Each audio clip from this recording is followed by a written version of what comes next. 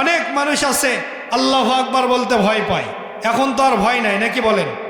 হ্যাঁ, এই 16-17 বছর ধরে না হলে একটু ভয় ছিল যে আল্লাহু আকবার বললে না জানি হয়তো স্টেজ থেকে গ্রেপ্তার করে হয়তো থানায় নিয়ে যায় কিনা, এরকম একটা ভয় ছিল কি ছিল না? এই ভয়ে হয়তো অনেকে বলেন নাই, কিন্তু এখন কি আর সেই ভয় আছে? জোরে বলেন, সেই ভয় আছে? ডক্টর ইউনূস তো বলে দিয়েছে এখন বাংলার জমিনে কোরআনের মাহফিল হবে, কোনো পারমিশনের দরকার নাই।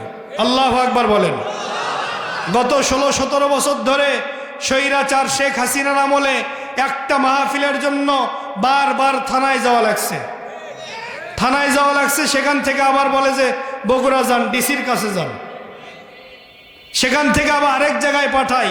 বিভিন্নভাবে তারা হয়রানি করে কোরআনের মাহফিলগুলো বন্ধ করে দিয়েছে। কথা বলেন ঠিক কিনা? কোরআনের মাহফিল যারা বন্ধ করে দেয়, কোরআনের মাহফিলে যারা 144 জারি করে, তারা কখনো মুসলমানের বাচ্চা হতে পারে না। আরো জোরে বলেন ঠিক কিনা? রাত 12টার পরে নর্তকীর গায়ে একটা সুতার কাপড় থাকে না, সেখানে 144 জারি করা হয় না। 144 জারি করা হয় কোথায়? কোরআনের তাফসীর মাহফিল হয় যে, তাই কথা বলেন ঠিক কিনা? আইয়ুহাল্লাযীনা আমানুত্তাকুল্লাহা হাক্কা তুকাতিহি ওয়া লা তামুতুন্না ইল্লা ওয়া আনতুম মুসলিমুন। সাদাকাল্লাহ। وعن أبي هريرة رضي الله تعالى عنه قال قال رسول الله صلى الله عليه وسلم كلمتان حبيبتان إلى الرحمن خفيفتان على اللسان ثقيلتان في الميزان سبحان الله وبحمده سبحان الله العظيم. رواه البخاري أو كما قال عليه الصلاة والسلام. وقال تعالى في شان رسوله إن الله وملائكته يصلون على النبي يا أيها الذين آمنوا صلوا আলাইহি ওয়াসাল্লিমু তাসলিমা। আমরা নামাজে যেই দরুদ শরীফ পাঠ করি, দরুদ ইব্রাহিম, আমরা সবাই দরুদ ইব্রাহিম পাঠ করি। আল্লাহুম্মা সাল্লি আলা মুহাম্মাদ ওয়া আলা আলি মুহাম্মাদ কামা সাল্লাইতা আলা ইব্রাহিম ওয়া আলা আলি ইব্রাহিম ইন্নাকা হামিদুম মাজিদ। اللهم بارك على محمد وعلى آل محمد كما باركت على إبراهيم وعلى آل إبراهيم إنك حميد مجيد. হাজার ব্যথা বেদনার পরে ফিরে আসনি তুমি আপন ঘরে, দিনের আলো তুমি ছড়িয়ে দিতে চলে গেলে মদিনায় মক্কা ছেড়ে। হে রাসূল তোমাকে ভুলি আমি কেমন করে, হে রাসূল তোমাকে ভুলি আমি কেমন করে। খেয়ে না খেয়ে দিন প্রচারের কাজে নিজেকে দিয়েছ বিলিয়ে, তায়েফের কাফেরেরা চিনল না সে আলো, দুষ্ট ছেলেদের পিছু দিল লেলিয়ে। পাথরের আঘাতে ক্ষত বিক্ষত হয়ে সারা শরীর থেকে রক্ত ঝরে। হে রাসূল তোমাকে ভুলি আমি কেমন করে, হে রাসূল তোমাকে ভুলি আমি কেমন করে। হাজারো ব্যথা বেদনার পরে ফিরে আসনি তুমি আপন ঘরে। দিনের আলো তুমি ছড়িয়ে দিতে চলে গেলে মদিনায় মক্কা ছেড়ে। হে রাসূল তোমাকে ভুলি আমি কেমন করে। হে রাসূল তোমাকে ভুলি আমি কেমন করে। আলহামদুলিল্লাহ, ঐতিহ্যবাহী বগুড়া জেলা সোনাতলা থানার অন্তর্গত উত্তর বাঁশহাটা বালুঘাটি পাড়া বাইতুল ফালা জামে মসজিদের উন্নয়ন কল্পে বিরাট ইসলামী জালসা ও ইসালে সোয়াবের সম্মানিত সভাপতি জনাব আলহাজ মোহাম্মদ আব্দুল ওয়ারেস, সহসভাপতি জনাব আলহাজ মোহাম্মদ মামুনুর রশিদ তরফদার, আল্লাহ রব্বুল আলামিন সম্মানিত সভাপতিকে এবং সহসভাপতিকে হায়াতে তৈয়বা সিহতে কুল্লিয়া দান করুন, সকলে বলি আমিন। আজকের মাহফিলের সম্মানিত প্রধান অতিথি হাফেজ ইঞ্জিনিয়ার নাসিদুল হক মাসনবী, এছাড়াও আজকের মাহফিলের বিশেষ অতিথিবৃন্দ, আমন্ত্রিত অতিথিবৃন্দ, মঞ্চে উপবিষ্ট হজরত ওলামা একরাম, আমার সামনে উপবিষ্ট ইসলাম প্রেমিক, কোরআন প্রেমিক, তাওহীদি জনতা, সর্বপ্রথম সে মহান মালিকের দরবারে কালিমাতু শুকুর আদায় করছি যে আল্লাহ তাআলা আজকে আমাদেরকে এই জান্নাতের বাগানে আসার এবং বসার তৌফিক দান করেছেন। আজকের এই মাহফিলে আসতে পেরে আপনারা খুশি না বেজার? আরো জোরে বলতে হবে, খুশি না বেজার? আজকের এই মাহফিলে আসতে পেরে, বসতে পেরে কারা কারা খুশি? মুখে নিয়ে সম্মানিত উপস্থিতি, তাহলে বুঝে থাকলে বলুন তো দেখি, আজকে যে আমরা এই জান্নাতের বাগানে এসেছি, কিসের জন্য এসেছি? সওয়াবের আশায়। আমরা এখানে কিছু আলোচনা শুনবো, কিছু নেকি অর্জন করব, এখান থেকে কিছু নিয়ে তারপরে আমরা বাড়িতে ফিরে যাব ইনশাআল্লাহ।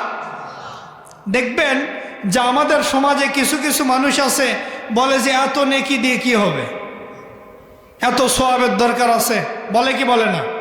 কিন্তু কাল কিয়ামতের ময়দানে এমন একটা সিচুয়েশন আপনার আমার সামনে উপস্থিত হবে, মা তার সন্তানকে চিনবে না, বাবা তার ছেলেকে চিনবে না, ভাই তার ভাইয়ের সঙ্গে পরিচয় গোপন রাখবে, বন্ধু তার বন্ধুকে চিনবে না, কেউ কারোর সাথে পরিচয় দেবে না, সবাই পরিচয় গোপন রাখবে।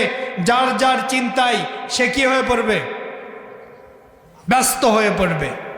সেই কিয়ামতের কঠিন ময়দানে একটা নেকির কারণে, একটা নেকি বেশি হওয়ার কারণে অনেক মানুষ আল্লাহর জান্নাতে যাবে, আবার একটা নেকি কম হওয়ার কারণে অনেক মানুষ জাহান্নামে যাবে। তাহলে আমরা কি জান্নাতে যেতে চাই না জাহান্নামে যেতে চাই? কথা বলেন, জান্নাতে যেতে চাই না জাহান্নামে যেতে চাই? কিয়ামতের কঠিন ময়দানে একটি নেকির কারণে বান্দার জাহান্নামের দরজাটা হবে খোলা, জান্নাতের দরজায় লেগে যাবে তালা, জীবনের জন্য বেঁধে যাবে বড় জ্বালা। সেদিন উপকারে আসবে না কোনো মামা খালা, বান্দা কাঁদতে কাঁদতে চলে যাবে তার বাবার কাছে, গিয়ে বলবে ও বাবা একটি নেকি কি আমাকে দিবা? বাবা বলবে তুমি কি এখান থেকে যাবা? বান্দা কাঁদতে কাঁদতে চলে যাবে তার ভাইয়ের কাছে, গিয়ে বলবে ও ভাই একটি নেকি তোমার কাছে চাই। ভাই বলবে আমার কাছে কোনো নেকি নাই। বান্দা কাঁদতে কাঁদতে চলে যাবে তার জনম দুঃখিনী মায়ের কাছে, গিয়ে বলবে ও মা আমি তোমার সেই সন্তান যাকে তুমি 10 মাস 10 দিন গর্ভে ধারণ করেছ, আজকে কিয়ামতের ময়দানে আছে মাত্র বাকি একটি মাত্র নেকি, মা তুমি আমারে দিও না ফাঁকি। মা সেই দিন বলবে কে গো তুমি?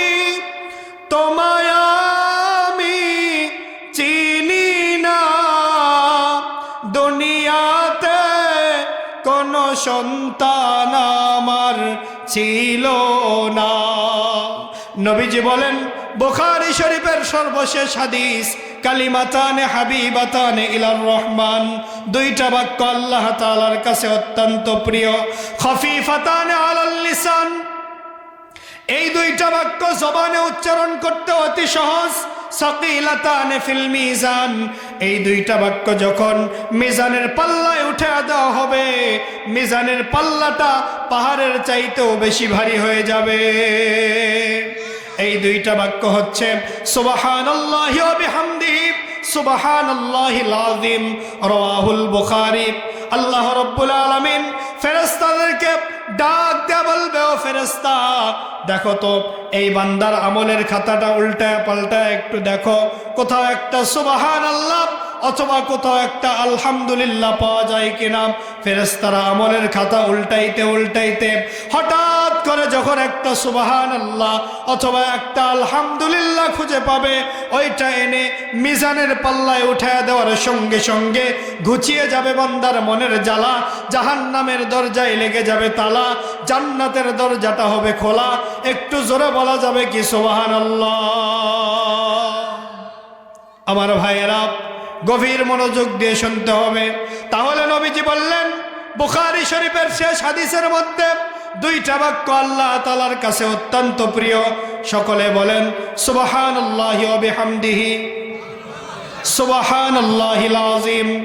এই দুইটা বাক্য যত বেশি আপনি পাঠ করবেন, আপনার নেকির পাল্লা, মিজানের পাল্লাটা তত বেশি ভারী হবে। এই দুইটা বাক্য জবান দিয়ে উচ্চারণ করতে সহজ না কঠিন? জোরে বলেন। তাহলে আপনারা বললেন আমরা নেকি অর্জন করার জন্য এসেছি, এই দুইটা টিপস আপনাদেরকে শুরুতে আমি দিয়ে দিলাম। যখনই সময় পাবেন আপনি রাস্তা দিয়ে হাঁটতেছেন বলবেন সুবহানাল্লাহি ওয়া বিহামদিহি সুবহানাল্লাহিল আযীম। আপনি একটা কাজ করতেছেন, হাত দিয়ে কাজ করতেছেন, মুখে এই দুইটা বাক্য বেশি বেশি মুখ দিয়ে কি করবেন? পাঠ করবেন। এই দুইটা বাক্য বেশি বেশি উচ্চারণ করবেন। কাল কিয়ামতের ময়দানে আল্লাহ রাব্বুল আলামিন আপনার নেকির পাল্লাকে ভারী করে দিবে। বলেন সুবহানাল্লাহ। সম্মানিত উপস্থিতি, যেহেতু মসজিদের উদ্যোগে মাহফিল, আমি আপনাদের সামনে একটি আয়াতে কারিমা তেলাওয়াত করেছি। আল্লাহ রাব্বুল আলামিন বলেন ইয়া আইয়ুহাল্লাযীনা আমানুত্তাকুল্লাহ, হে ঈমানদারগণ তোমরা আল্লাহকে ভয় করো। তাহলে ঈমানদার যারা, তারা কাকে ভয় করবে? আরো জোরে বলেন। এ ভাই একটা কথা সব সময় মনে রাখবেন, দুনিয়ার সব শক্তি যদি এক জায়গায় করেন জড়ো, তারপরেও স্বীকার করতেই হবে আল্লাহর শক্তি সব শক্তির চাইতে বড়। তাহলে ধাক্কা দেওয়া লাগবে কেন বারবার? সে মহান মালিকের কথা শোনার সঙ্গে সঙ্গে, আল্লাহর বড়ত্বের কথা শোনার সঙ্গে সঙ্গে চিৎকার মেরে বলতে হবে আল্লাহু আকবার। আর একটু জোরে বলেন না আল্লাহু আকবার। আল্লাহু আকবারের স্লোগান বেশি বেশি দিবেন, কোনোদিন আপনার হার্টের প্রবলেম হবে না। আল্লাহু আকবার বলেন। এখন অনেকের হার্ট ব্লক হয়ে যাচ্ছে, হার্টে রিং পরানো লাগতেছে। এর সবচাইতে বড় একটা কারণ হলো আল্লাহু আকবারের আওয়াজ আমরা কমিয়ে দিয়েছি। অনেক মানুষ আছে আল্লাহু আকবার বলতে ভয় পায়। এখন তো আর ভয় নাই, নাকি বলেন? হ্যাঁ, এই 16-17 বছর ধরে না হলে একটু ভয় ছিল যে আল্লাহু আকবার বললে না জানি হয়তো স্টেজ থেকে গ্রেপ্তার করে হয়তো থানায় নিয়ে যায় কিনা, এরকম একটা ভয় ছিল কি ছিল না? এই ভয়ে হয়তো অনেকে বলেন নাই, কিন্তু এখন কি আর সেই ভয় আছে? জোরে বলেন, সেই ভয় আছে? ডক্টর ইউনূস তো বলে দিয়েছে এখন বাংলার জমিনে কোরআনের মাহফিল হবে, কোনো পারমিশনের দরকার নেই। আল্লাহু আকবার বলেন। গত 16-17 বছর ধরে স্বৈরাচার শেখ হাসিনার আমলে একটা মাহফিলের জন্য বারবার থানায় যাওয়া লাগছে, থানায় যাওয়া লাগছে। সেখান থেকে আবার বলে যে বগুড়া যান, ডিসির কাছে যান, সেখান থেকে আবার আরেক জায়গায় পাঠায়। বিভিন্নভাবে তারা হয়রানি করে কোরআনের মাহফিলগুলো বন্ধ করে দিয়েছে। কথা বলেন ঠিক কিনা? কোরআনের মাহফিল যারা বন্ধ করে দেয়, কোরআনের মাহফিলে যারা 144 জারি করে, তারা কখনো মুসলমানের বাচ্চা হতে পারে না। আরো জোরে বলেন ঠিক কিনা? রাত 12টার পরে নর্তকীর গায়ে একটা সুতার কাপড় থাকে না, সেখানে 144 জারি করা হয় না। 144 জারি করা হয় কোথায়? কোরআনের তাফসির মাহফিল হয় যে, তাই কথা বলেন ঠিক কিনা? আলহামদুলিল্লাহ, বাংলাদেশ নতুনভাবে স্বাধীন হয়েছে। ডক্টর ইউনূস বলেছে কোরআনের মাহফিল এখন বাংলার জমিনে চলবে, আর কোনো পারমিশন লাগবে না। যেই স্বৈরাচার হাসিনা কোরআনের মাহফিলগুলো বিগত 16-17 বছর ধরে বন্ধ করে দিয়েছে, ওলামা একরামের ওপর নির্যাতনের স্টিম রোলার চালিয়েছে, আল্লামা সাঈদীকে মিথ্যা মামলা দিয়ে 15টা বছর জেলের মধ্যে বন্দি রেখে আল্লামা সাঈদীকে ইনজেকশন পুশ করে শহীদ করে দিয়েছে। আমরা ডক্টর ইউনূসকে বলতে চাই, অনতি বিলম্বে এই স্বৈরাচার শেখ হাসিনাকে বাংলার জমিনে এনে ফাঁসির কাস্টে ঝুলাতে হবে। কথা বলেন ঠিক কিনা? এই মতের পক্ষে রাজি আছেন কারা কারা? দুহাত তুলে আল্লাহকে দেখান তারা তারা। লিল্লাহে তাকবীর, লিল্লাহে তাকবীর। আজকের মাহফিল কোরআন হাদিস যেখানে, আল কোরআনের আলো, ঘরে ঘরে না, সংসদে বলেন আল কোরআনের আলো, লিল্লাহে তাকবীর। তাহলে এই কোরআন শরীফ নাই? একটা কোরআন শরীফ নিয়ে আসে। তাহলে এই কোরআন সংসদে যাওয়ার দরকার আছে না নাই? আলহামদুলিল্লাহ, আপনাদের আওয়াজ শুনে মনে হচ্ছে আলোচনা আর কিছুক্ষণ চলবে, নাকি বলেন? সম্মানিত উপস্থিতি, যে কথা বলতেছিলাম, তাহলে ইমানদার যারা, তারা ভয় করবে কাকে? আরো জোরে বলেন কাকে? যারা আল্লাহকে ভয় করে তারা কোনোদিন সুদ খেতে পারে, দুর্নীতি করতে পারে, টেন্ডারবাজি করতে পারে, চাঁদাবাজি করতে পারে। কিন্তু দেখবেন আমাদের সমাজে কিছু কিছু মানুষ আছে, নামাজও পড়ে আবার সুদও খায়। আপনাদের এই কলেজ স্টেশন বা আপনাদের হয়তো উত্তর বাঁশহাটা, বালুঘাটি পাড়া, এইদিকে হয়তো সুদখোর নাই। আমার এলাকার কথা বলতেছি, নামাজও পড়ে সুদও খায়, আবার নামাজও পড়ে জমির আল ঠেলে। আছে না নাই? তাহলে আপনি নামাজ পড়তেছেন, আল্লাহ তাআলা বলেছেন ইন্নাস সালাতা তানহা আনিল ফাহশাই ওয়াল মুনকার। আল্লাহু আকবার। আল্লাহ বলেছেন নিশ্চয় নামাজ মানুষকে সমস্ত অশ্লীল কাজ, অন্যায় কাজ থেকে বিরত রাখে। তাহলে আপনার নামাজ ওই সময় বুঝতে হবে যে আপনার নামাজ নামাজের মতোই হচ্ছে, যেই সময় নামাজ আপনাকে সুদ থেকে বিরত রাখবে, ঘুষ থেকে, অন্যায় থেকে, দুর্নীতি থেকে, গুনাহের কাজ থেকে বিরত রাখবে, বুঝতে হবে আপনার নামাজটা নামাজের মতো হচ্ছে। তাহলে আমরা কি সুদ খাবো না সুদ ছেড়ে দেব? সুদের সর্বনিম্ন পাপ হচ্ছে নিজের মায়ের সাথে জিনা করা, নাউজুবিল্লাহ বলেন। আর সর্বোচ্চ পাপ হচ্ছে আল্লাহর সাথে যুদ্ধ ঘোষণা করা। তাহলে কি সুদ খাওয়া যাবে? ঘুষ খাওয়া? তাহলে ইমানদার যারা, তারা কাকে ভয় করবে? আমরা রবের চাইতে র‍্যাবকে কম ভয় করি না বেশি? পুলিশকে? এ কথা বলেন না কেন? র‍্যাবের চাইতে, র‍্যাবের চাইতে, পুলিশের চাইতে রবকে লক্ষ লক্ষ কোটি কোটি গুণ বেশি ভয় করতে হবে। তাহলে এক নাম্বার আল্লাহ বললেন ইয়া আইয়ুহাল্লাযীনা আমানুত্তাকুল্লাহ, হে ঈমানদারগণ তোমরা আল্লাহকে ভয় করো। 2 নাম্বার হাক্ক তুকাতিহি, আল্লাহর শান অনুযায়ী, আল্লাহর মান অনুযায়ী আল্লাহকে ভয় করতে হবে। আর 3 নাম্বার ওয়ালা তামুতুন্না ইল্লা ওয়া আনতুম মুসলিমুন, আল্লাহ বলেছেন তোমরা পরিপূর্ণ মুসলমান না হয়ে মৃত্যুবরণ করিও। আমার ভাইয়েরা, গভীর মনোযোগ দিয়ে শুনতে হবে। তাহলে আল্লাহ রাব্বুল আলামিন বললেন ইয়া আইয়ুহাল্লাযীনা আমানুত্তাকুল্লাহা হাক্কা তুকাতিহি ওয়া লা তামুতুন্না ইল্লা ওয়া আনতুম মুসলিমুন।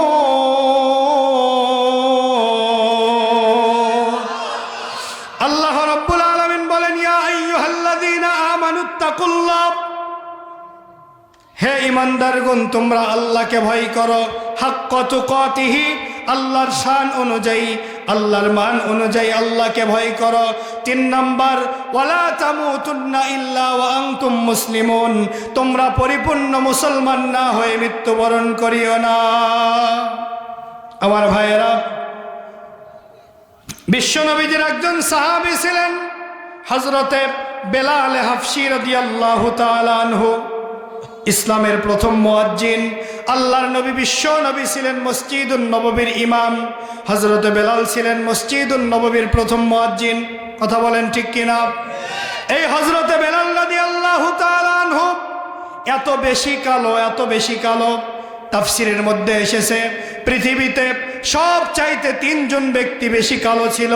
1 নম্বর বিশ্বনবীর সাহাবী হযরতে সাদ আস-সুলামি রাদিয়াল্লাহু তাআলা আনহু, 2 নম্বর হযরতে লোকমান, আর 3 নম্বর ইসলামের প্রথম মুয়াজ্জিন হযরতে বেলাল রাদিয়াল্লাহু তাআলা আনহু। কিন্তু বেলাল রাদিয়াল্লাহু তাআলা আনহু কালো হলে কি হবে? হযরতে বেলাল রাদিয়াল্লাহু তাআলা আনহুর ঈমান ছিল খাঁটি। কথা বলেন ঠিক কিনা? আমার ভাইয়েরা, হযরতে বেলাল রাদিয়াল্লাহু তাআলা আনহুর জিহ্বাটা একটু খাটো ছিল, আজানটা স্পষ্টভাবে দিতে পারত না। কিন্তু হযরতে বেলালের আজানটা আল্লাহর কাছে এত বেশি প্রিয় ছিল, হযরতে বেলাল যতক্ষণ আজান না দিত ততক্ষণ পর্যন্ত সকাল হইত না। আল্লাহর নবী বিশ্ব নবী জনাবে মুহাম্মদুর রাসূলুল্লাহ সাল্লাল্লাহু আলাইহি ওয়াসাল্লামের মুয়াজ্জিন ছিলেন হযরতে বেলাল। এই হযরতে বেলালের আলা জিহ্বাটা একটু খাটো ছিল, আজানটা স্পষ্টভাবে দিতে পারত না। একদিন সাহাবায়ে একরাম এশার নামাজের পরে পরামর্শ করল হযরতে বেলালকে মসজিদুন নববীর মুয়াজ্জিনি থেকে বাদ দেওয়া হবে। হযরতে বেলাল রাদিয়াল্লাহু তাআলা আনহু যখন খবরটা পেলেন, বেলাল রাদিয়াল্লাহু তাআলা আনহুর মনটা খারাপ হয়ে গেল। মসজিদের এক কর্নারে গিয়ে বসে আছে, নতুন মুয়াজ্জিন নিয়োগ দেওয়া হলো। এশার নামাজের পরে সবাই বাড়িতে চলে গেল, হযরতে বেলাল বাড়িতে যায় না। হযরতে বেলাল মসজিদুন নববীর কর্নারে বসে বসে কান্না করছে। হযরতে বেলালের মনটা বড় খারাপ। নতুন মুয়াজ্জিন নিয়োগ দেওয়া হলো সাহাবী আবু মাহজুরা রাদিয়াল্লাহু তাআলা আনহু। ফজরের আজানের সময় আজান দিয়েছে, ইভেন জামাতের সাথে নামাজ আদায় করা হয়েছে, কিন্তু আকাশে সূর্য ওঠে না, সুবহ সাদিক হয় না, সকাল হয় না। জিবরাইল আলাইহিস সালাম আল্লাহর নবী বিশ্ব নবীর কাছে এসে বলল, ইয়া রাসূলুল্লাহ, ইয়া হাবিবাল্লাহ, এভরিডে মসজিদুন নববীতে যে আজান হয় আজকে সে আজান কেন হলো না? বলেন তো দেখি, আজান হয়েছে কি হয় নাই? জোরে বলেন, কে আজান দিয়েছে? আপনাদের মসজিদের মুয়াজ্জিন। তো কে আজান দিয়েছে বলেন? নতুন মুয়াজ্জিন। কে? আল্লাহর নবী বিশ্ব নবী ডাক দেয়া বলল, ভাই জিবরাইল, মসজিদুন নববীতে আজান হয়েছে, আমরা জামাতের সাথে ফজরের নামাজ আদায় করেছি, আর আপনি বলতেছেন আজান হয় নাই। জিবরাইল ডাক দেয়া বলল, ইয়া রাসূলুল্লাহ, ইয়া হাবিবাল্লাহ, প্রত্যেক দিন মসজিদুন নববীতে যেই কণ্ঠে আজান হয়, এ আজান শুনে সমস্ত ফেরেশতাকুল জাগ্রত হয়। এ আজানের ধ্বনি আল্লাহর বাড়ি আরশে আজিম পর্যন্ত পৌঁছে যায়। আল্লাহু আকবার। আজকে সে আজান কেন হয় নাই? আল্লাহর নবী বিশ্ব নবী বিষয়টা বুঝতে পারলেন। হযরতে জিবরাইল বলল, ইয়া রাসূলুল্লাহ, ইয়া হাবিবাল্লাহ, যতক্ষণ পর্যন্ত আগের মুয়াজ্জিন, পুরাতন মুয়াজ্জিন হযরতে বেলাল আজান না দিবে ততক্ষণ পর্যন্ত আকাশে সূর্য উঠবে না। আমার ভাইয়েরা, গভীর মনোযোগ দিয়ে শুনতে হবে। এইবার হযরতে বেলাল রাদিয়াল্লাহু তাআলা আনহু পুনরায় আজান দিলেন। আজান দেওয়ার পরে আবার জামাতের সাথে নামাজ আদায় করা হলো। এরপরে পূর্ব আকাশে সূর্য উদিত হলো, এরপরে সুবহ সাদিক হলো। আমার ভাইয়েরা, যে কথা বোঝানোর জন্য বলতেছিলাম ঘটনাটা, হযরতে বেলাল যদিও দেখতে কালো ছিল, হযরতে বেলালের আলা জিহ্বাটা খাটো ছিল, কিন্তু হযরতে বেলালের ঈমানটা বড় মজবুত ছিল। হযরতে বেলাল রাদিয়াল্লাহু তাআলা আনহু সব কিছুর চাইতে আপনার আমার মালিক আল্লাহ রাব্বুল আলামিনকে বেশি ভয় করত। তাহলে ওই আল্লাহকে ভয় করার দরকার। বলেন তো আছে না নাই? আরো জোরে বলেন আছে না নাই? আমার ভাইয়েরা, যে কথা বলতেছিলাম, এরপরে ওয়ালা তামুতুন্না ইল্লা ওয়া আনতুম মুসলিমুন, তোমরা পরিপূর্ণ মুসলমান না হয়ে মৃত্যুবরণ করিও না। একদিন আপনার আমার মৃত্যু হয়ে যাবে, মসজিদের মাইকে এলান হবে ইন্না লিল্লাহি ওয়া ইন্না ইলাইহি রাজিউন। কেউ কাটবে বাঁশ, কেউ খুঁড়বে কবর, ওই অন্ধকার কবরে রেখে আসার পরে কেউ নেবে না আপনার আমার খবর। কথা বলেন? ওই কবরে যাবে শুধু আপনার আমার ইমান আর আমল। ইমানটা যদি মজবুত হয়, আমলটা যদি সুন্দর হয়, কবর আপনার আমার সঙ্গে ভালো আচরণ করবে। এ মুরব্বী বাবাজি, এ যুবক ভাই, তোমাকেই বলছি, ইমান যদি মজবুত না হয়, আমল যদি সুন্দর না হয়, আপনি টাকা পয়সার মালিক হতে পারেন, আপনার লক্ষ লক্ষ কোটি কোটি টাকা থাকতে পারে, গাড়ি বাড়ি ব্যাংক ব্যালেন্স থাকতে পারে, আপনি এমপি হতে পারেন, প্রাইম মিনিস্টার হতে পারেন, চেয়ারম্যান হতে পারেন, মেম্বার হতে পারেন, কিন্তু ইমান যদি দুর্বল হয়, আমল যদি খারাপ হয়, কবর আপনার সঙ্গে খারাপ আচরণ করবে।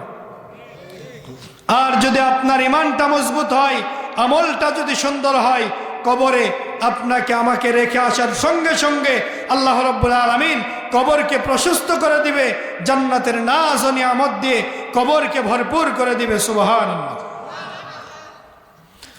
আমার ভাইয়েরা, গভীর মনোযোগ দিয়ে শুনতে হবে।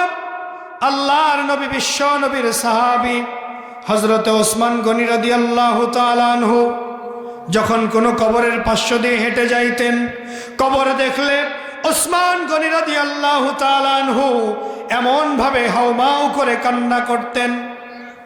সাহাবীরা জিজ্ঞেস করত, ও গো আল্লাহর নবীর সাহাবী ওসমান, কবর দেখলে আপনি কাঁদেন কেন?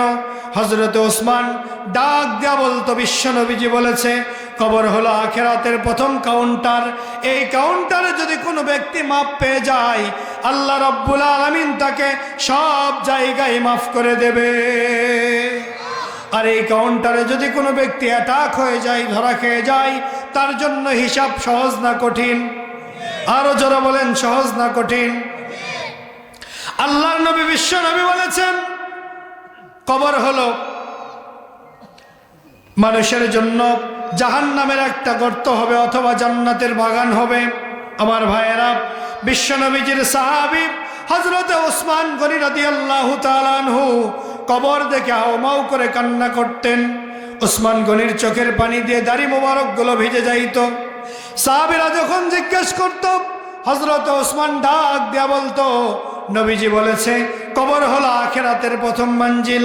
এই মঞ্জিলে কোনো ব্যক্তিকে রেখে আসার পরে ওই ব্যক্তি যদি প্রশ্নগুলোর সঠিক অ্যান্সার দিতে পারে, আল্লাহ রাব্বুল আলামিন ওই ব্যক্তির জন্য বাকি হিসাবগুলো সহজ করে দিবে। সুবহানাল্লাহ। ওই কবরে রেখে আসার পরে ইমানদারদেরকে প্রশ্ন করা হবে চারটা। জোরে বলেন কয়টা? আরো জোরে বলেন কয়টা? এক নাম্বার প্রশ্ন করা হবে মান রব্বুকা। এ প্রশ্ন আমরা সবাই জানি কি জানি না? উত্তর কি সবার মুখস্থ আছে? কিন্তু সবাই চাইলে উত্তর দিতে পারবে? আরো জোরে বলেন পারবে?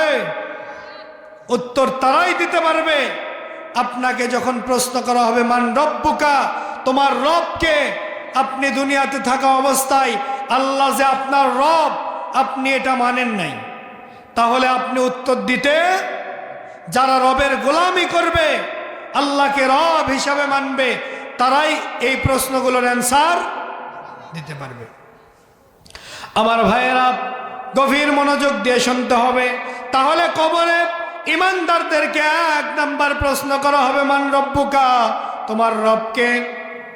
যারা দুনিয়াতে আল্লাহকে রব হিসেবে মেনেছে, রবের গোলামি করেছে, তারা সঙ্গে সঙ্গে বলবে রব্বি আল্লাহ, আমাদের রব যিনি, বলেন তো তিনার নাম কি? আরো যারা বলেন তিনার নাম কি? আল্লাহ আমার রব, এই রবই আমার সব। বলেন আল্লাহ আমার রব, এই রবি আমার সব, বলেন আমিন। 2 নম্বর প্রশ্ন করা হবে, অমান দিনুকা, তোমার ধর্ম কি? যারা ইসলামকে মনে প্রাণে মহাব্বত করেছে, দুনিয়াতে ইসলামকে জীবন ব্যবস্থা হিসাবে মেনেছে, তারা বলবে মান দীনিল ইসলাম, আমার ধর্মের নাম হলো ইসলাম। রবকে তোমার দিন কি বাপ, মাবুদ তোমার কে? ফেরেশতায় আসিয়া যখন জিজ্ঞাসা করিবে। 3 নম্বর প্রশ্ন করা হবে, অমান নাবিয়ুকা, তোমার নবীকে? যারা নবীকে মনে প্রাণে মহাব্বত করেছে তারা বলবে মানিন নবী মুহাম্মদ মুস্তাফা সাল্লাল্লাহু আলাইহি ওয়াসাল্লাম। লিল্লাহে তাকবীর, লিল্লাহে তাকবীর। দ্বিতীয় বক্তার আগমন, কারি মাওলানা মোহাম্মদ আব্দুল মতিন সিদ্দিকী ভাইয়ের আগমন। মাহফিলের পক্ষ থেকে লিল্লাহে তাকবীর। তো যেহেতু দ্বিতীয় বক্তা উপস্থিত, আমি আপনাদের সামনে যে আয়াতে কারিমার উপরে আলোচনা করতেছিলাম, আল্লাহ রাব্বুল আলামিন বলেন, ইয়া আইয়ুহাল্লাযীনা আমানুত্তাকুল্লাহ, হে ঈমানদারগণ তোমরা আল্লাহকে ভয় করো, হাক্কা তুকাতিহি, আল্লাহর শান অনুযায়ী, আল্লাহর মান অনুযায়ী আল্লাহকে ভয় করো। 3 নম্বর, ওয়ালা তামুতুন্না ইল্লা ওয়া আনতুম মুসলিমুন, তোমরা পরিপূর্ণ মুসলমান না হয়ে কি করিও না, মৃত্যুবরণ করিও না। আমার ভাইরা, নবীজি বলেছেন কিয়ামতের কঠিন ময়দানে আল্লাহ রাব্বুল আলামিনের আরশের ছায়া ব্যতীত যেদিন অন্য কোনো ছায়া থাকবে না, সেদিন আল্লাহ রাব্বুল আলামিন 7 শ্রেণীর ব্যক্তিকে আরশের নিচে স্থান দিবে। সুবহানাল্লাহ বলেন। একটু জিকির করেন আর সামনের দিকে একটু চেপে আসেন, বলেন লা ইলাহা, আসেন সামনে আসেন, লা ইলাহা, জোরে লা ইলাহা। নৌকা চলে না মাঝি ছাড়া, রিকশা চলে না চালক ছাড়া, দুনিয়া চলে না আল্লাহ ছাড়া, মুমিন চলে না জিকির ছাড়া, লা ইলাহা। আসেন মাঝখানের ফাঁকা গ্যাপগুলো পূরণ করেন, সামনের দিকে চেপে আসেন, জিকির করেন লা ইলাহা, জোরে লা ইলাহা, লা ইলাহা ইল্লাল্লাহু মুহাম্মাদুর রাসূলুল্লাহ সাল্লাল্লাহু আলাইহি ওয়াসাল্লাম। এই ছোট্ট একটা হাদিস বলেই আমি শেষ করে দিব, যেহেতু দ্বিতীয় বক্তা আমাদের সামনে উপস্থিত, আর 4 থেকে 5 মিনিটের মধ্যে ইনশাল্লাহ আমার আলোচনা সমাপ্ত করব। নবীজি বলেছেন, যেদিন আল্লাহর আরশের ছায়া ব্যতীত অন্য কোনো ছায়া থাকবে না, সেদিন আল্লাহ রাব্বুল আলামিন কয় শ্রেণীর ব্যক্তিকে আরশের নিচে স্থান দেবে? জোরে বলেন, কয় শ্রেণী? সবাই বলেন। আল্লাহ রাব্বুল আলামিন যে কথাগুলো আমরা শুনলাম, বক্তা শ্রোতা উভয়কেই আলোচনাগুলো বুঝে আমল করার মতো তৌফিক দান করুন। সকলে বলে আল্লাহুম্মা আমিন। ওয়া আখির দাওয়ানা আনিল হামদুলিল্লাহি রাব্বিল আলামিন। আসসালামু আলাইকুম ওয়া রাহমাতুল্লাহি ওয়া বারাকাতুহু।